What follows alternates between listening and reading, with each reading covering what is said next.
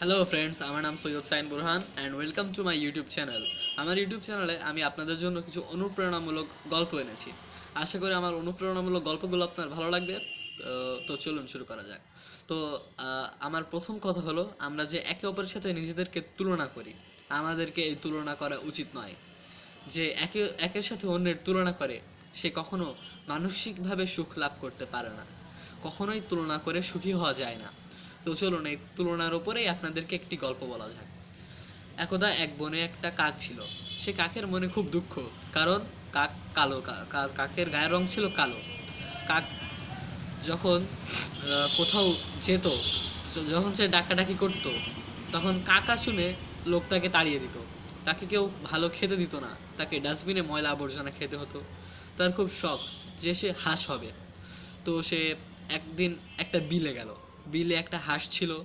সে হাঁসকে গিয়ে বলল, হাঁস ভাই, তুমি তো কত সুখেই আছো, তোমার গায়ের রং সাদা, কি ধবধবে ফর্সা তোমার গায়ের রং, লোকে তোমার ছবি তোলে, তুমি পানিতে সারাক্ষণ ভেসে ভেসে বেড়াও, কত সুখে আছো তাই না?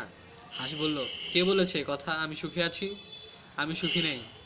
কাক বলল, কেন তুমি সুখী নেই কেন? হাঁস বলল, যখন লোকে আমার ছবি তোলে তখন লোকে বুঝতে পারে না যে হাঁস কোথায়, পানির আর আমার গায়ের রং মিশে যায়। আমি যখন পানির তলায় শিকার করতে বের হই, তখন শিকাররা আমার সাদা আলো প্রতিফলিত দেখে পালিয়ে যায়। আমি এই সাদা রং নিয়ে খুবই অসুখী। তো কাক বলল, কোন রং হলে আমরা সব থেকে খুশি হব? হাঁস বলল, টিয়া পাখির গায়ের রং সব থেকে ভালো, সবুজ। টিয়া পাখিকে সবাই আদর করে, সবাই পোষে। তো হাঁস আর কাক সিদ্ধান্ত নিল যে তারা টিয়া পাখির কাছে যাবে। তারা একটা বনে গেল।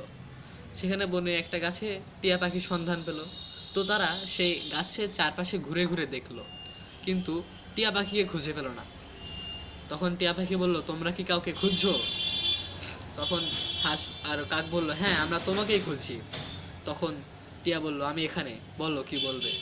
তখন হাঁস বলল, তোমার গায়ের রং খুবই সুন্দর, আমি চাই তোমার গায়ের রং আমার হতো। যদি তোমার সাথে তোমার গায়ের রঙের মতো রং যদি আমার হতো, তাহলে আমি অনেক খুশি হতাম।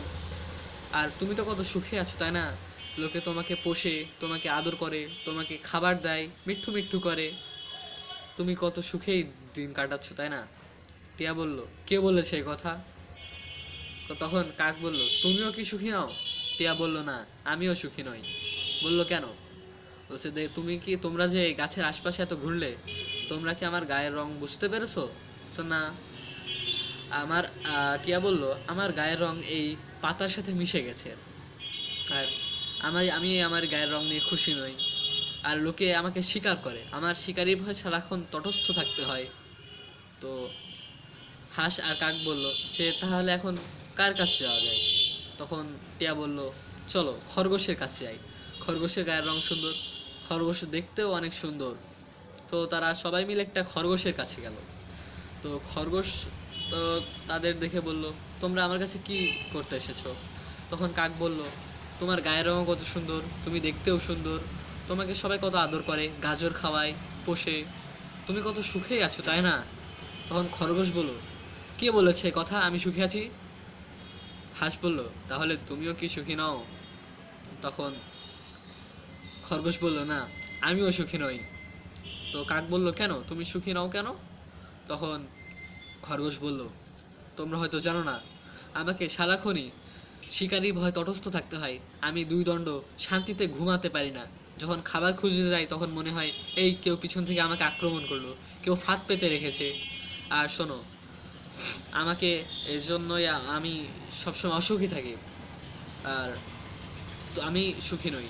তখন কাক বলল, তাহলে কে সব থেকে বেশি সুখী? তখন খরগোশ বলল, কাক, তুমি নিজেই সব থেকে সুখী। কাক বলল, কেন? খরগোশ বলল, দেখো, হাঁসের গোশ খাওয়া যায়, আর টিয়া পাখির গোশ খাওয়া যায়, খরগোশের গোশ খাওয়া যায়, কিন্তু কেউ কি কখনো কাকের গোশ খেয়েছে? কাক বলল, না। তোমাকে কি কেউ শিকার করে? কাক বলল, না। তুমি কি ভয়ে ভয়ে ঘুমাও নাকি শান্তিতে ঘুমাও? কাক বলল, আমি বেশ শান্তিতেই ঘুমাই। তাহলে খরগোশ বলল, তুমি তো তাহলে বুঝতেই পারছো কে সব থেকে বেশি সুখী। তখন কাক বুঝতে পারলো আসলে সেই সব থেকে বেশি সুখী, কিন্তু সে সেটা উপলব্ধি করতে পারেনি। তো আমরা একজনকে বাইরে থেকে দেখে মনে করি হ্যাঁ এ অনেক সুখী আছে, কিন্তু আমরা তার ভেতরটা দেখি না।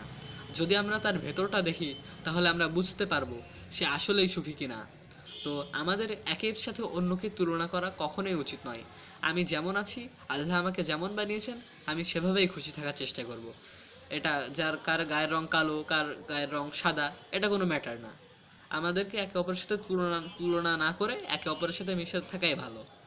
আহ, আজ এ পর্যন্তই। যদি আমার কথাগুলো আপনার ভালো লেগে থাকে তাহলে আমার চ্যানেলটিতে একটি সাবস্ক্রাইব করবেন, আমার এই ভিডিওতে লাইক দিবেন, শেয়ার করবেন, কমেন্ট করবেন। Thank you.